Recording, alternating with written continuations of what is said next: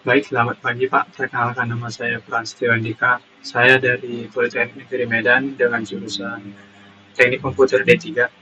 Di sini saya akan mempresentasikan proyek bulan Oktober saya tentang alumni, sistem alumni.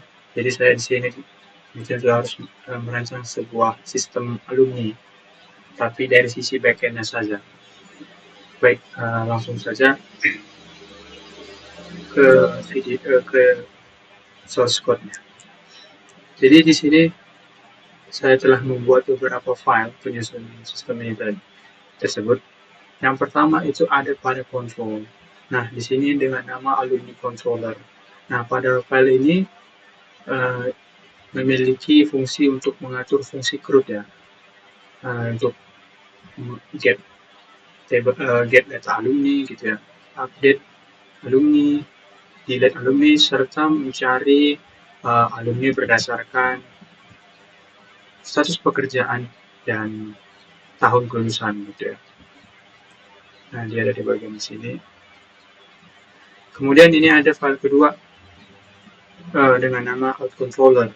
Nah, jadi out controller ini di sini fungsinya untuk login, untuk logika login dan register gitu.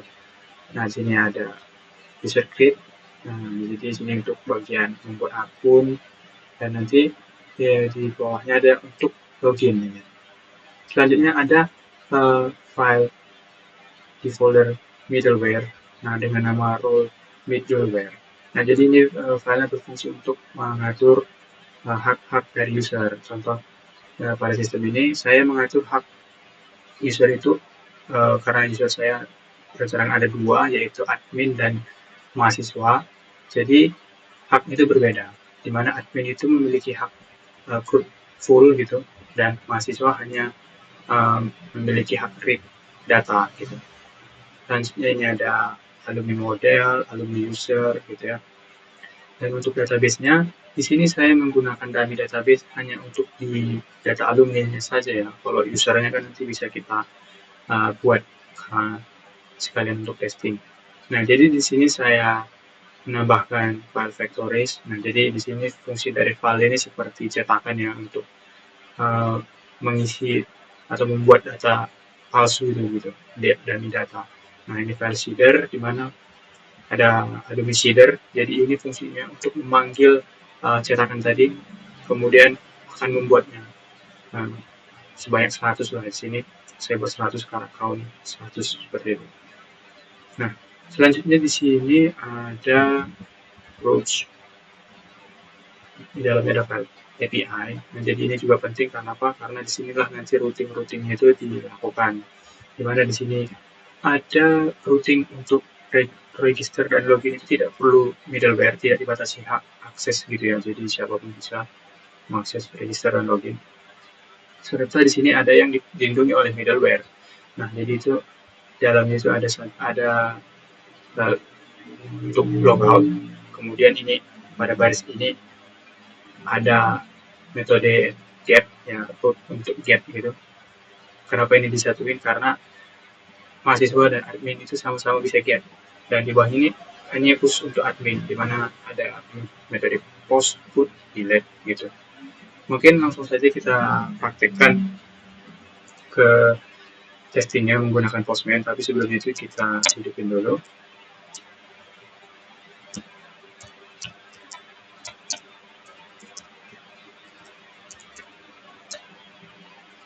Baik, localhost sudah berjalan, langsung saja kita tes.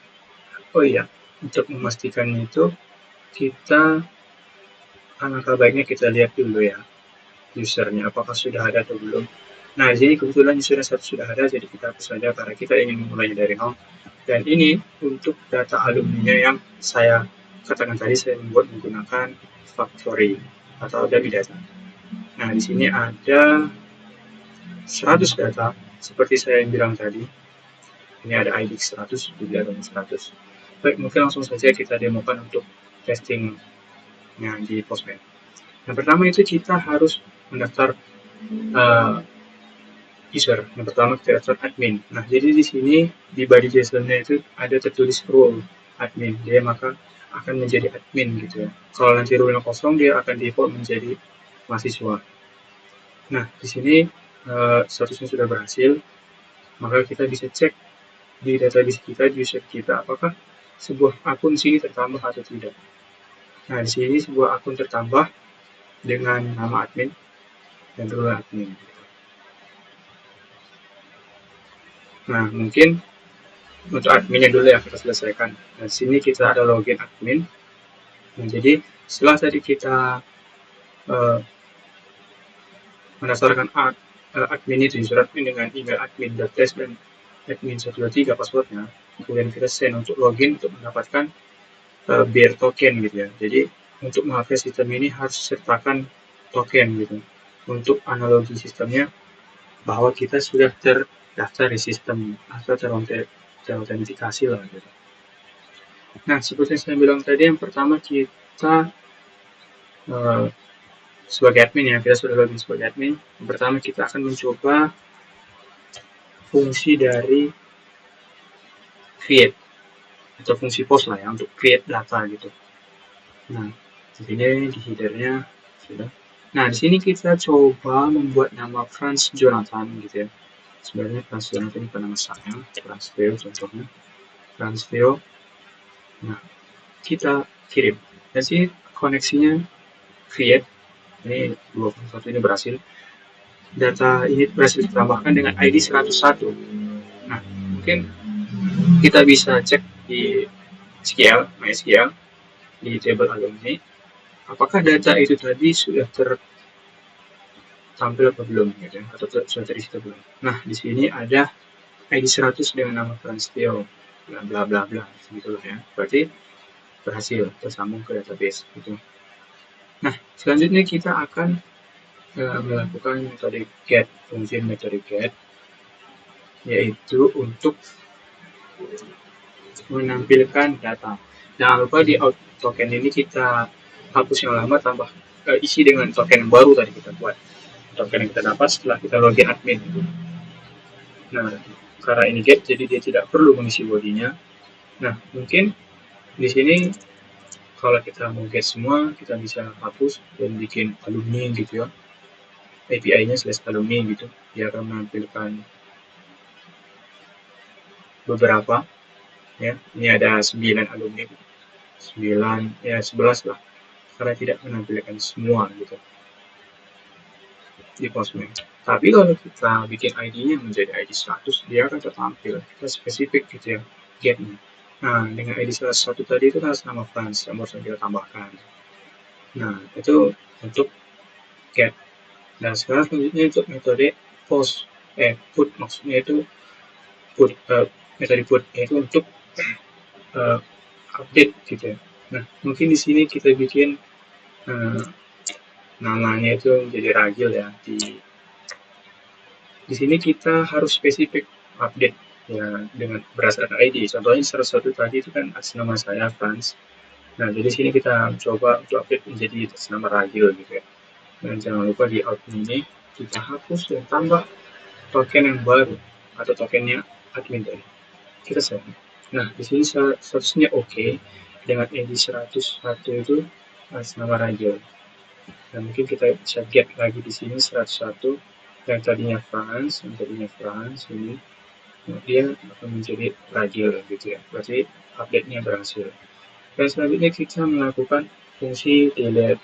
Nah, jadi fungsi delete ini cukup isi token dan pilih ID-nya yang spesifik untuk 101, maka statusnya akan terdelete. Nah, bisa kita cari 101, dia error. Kenapa? Karena datanya tidak ada di database dengan ID 101 tidak ada. Kalau kurang percaya bisa kita buktikan lagi, lihat di MySQL ya. Nah, terakhir ada 100 gitu. Nah, gitu saja untuk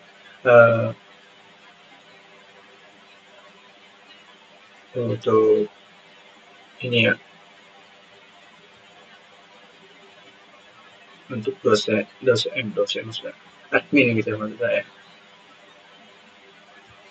Baik. Ya. Baik, selanjutnya itu karena ada login ya kita harus ada logout dong. Ini dia logout. Nah, untuk logout ini karena tadi kita masuknya sebagai admin gitu ya, jadi kita pastikan juga sini kode kita out sebagai admin gitu. Dan untuk bodinya sini kita kosongin ya.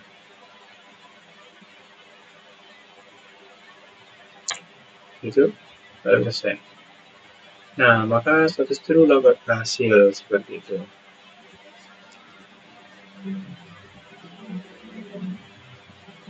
Baik.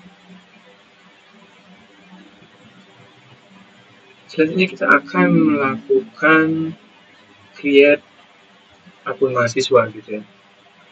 Nah, di sini kita buat namanya tes mahasiswa atau MHSW test dengan email mhsw.lokal dan passwordnya mhsw123.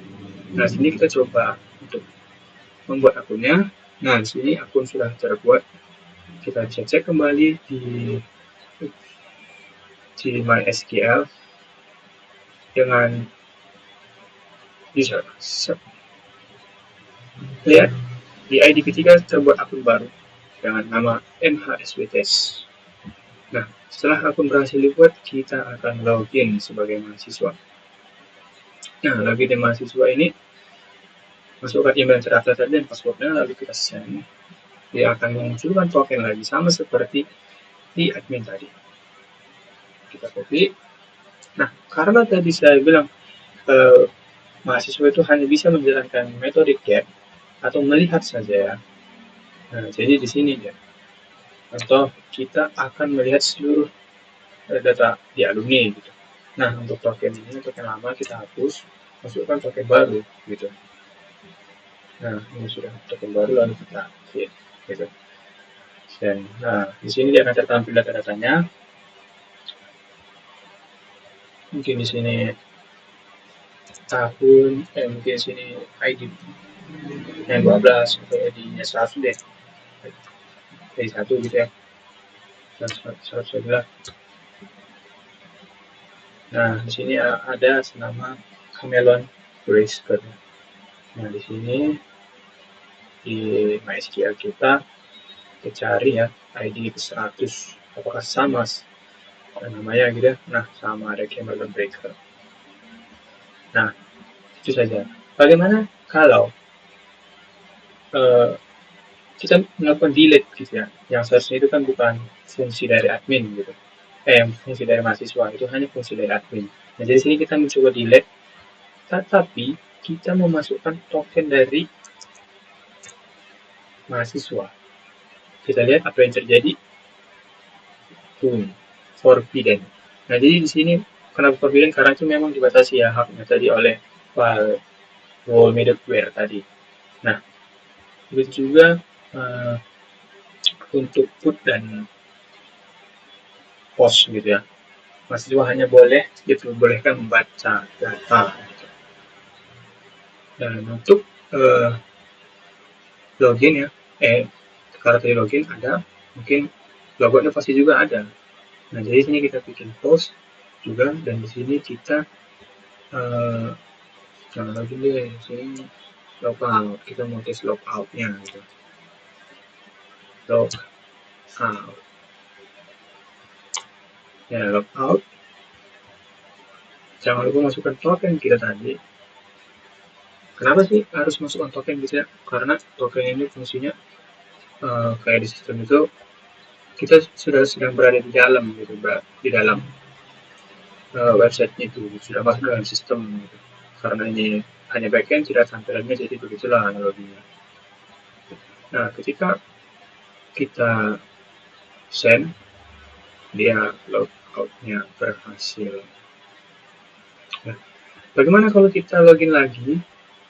Nah, kalau kita login lagi setelah logout, yang tadinya di sini tokennya itu dengan ID-nya 5 ya, di depannya 5 gitu. Jika kita login lagi, dia akan berubah jadi 6, jadi token baru lagi. Nah, jadi saya rasa begitu saja untuk presentasi saya mengenai sistem alumni ini. Jika ada tutur kata yang salah, saya minta maaf. Baik, mungkin begitu saja ya Pak. Oke, terima kasih.